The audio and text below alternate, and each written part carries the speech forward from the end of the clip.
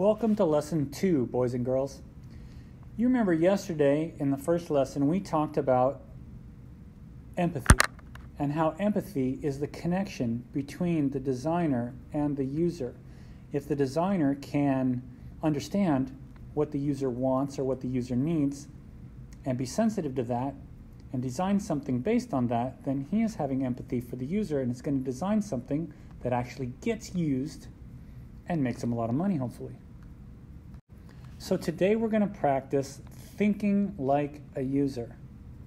Okay, we're going to pretend that we are somebody else, and we're going to evaluate certain products based on that profile. So I'm going to pretend that I'm a different person and think about different products and whether I'm going to like them or not like them. And I'm going to explain more about this later in a minute. By practicing this, my hope is that you will then be able to design for a user.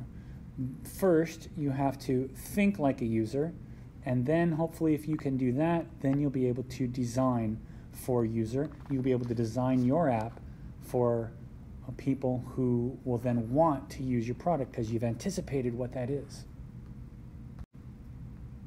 So I'm going to give each of you a user profile. Some of you are going to be this person, Randy, who is an outdoorsy professor. What you're going to do is you're going to read through the profile that describes who Randy is. Okay, starts off saying Randy's a 35-year-old woman, blah, blah, blah, right? Some of you are going to get this one. Some of you are going to get this one, Gabriella, the dedicated mother. Some of you are going to get this one, Tony, the insurance adjuster. And some of you are going to get this one, Amelia, the retired cashier. In all cases, you're going to read the user profile, and then you're going to go through the exercises that I'm going to show you as if you were this person, not yourself, but this person, and you're going to evaluate different products that I'm going to show you as if you were this person. So hopefully this makes sense. Pause this video right now and come up to my desk and get your user profile. If you're looking at this picture right now and you don't have your user profile in front of you and you haven't read through it, stop the video right now, pause it, and read through your user profile. Okay, and now what you're going to do is, as that user, you're going to look at these pictures and you're going to decide which of these animals your user would prefer and why. So which animal do you think your user would enjoy for a pet? And think about why.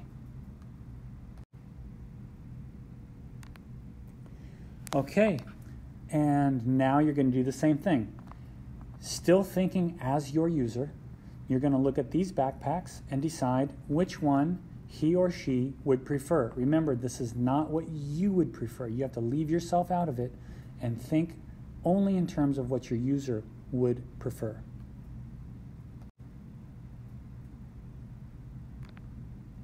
And now, one more time, look at all 4 of these cars and think which one your user would prefer and why. Be ready to state why. What part of the profile that you read would make it so that that person would want one of these cars.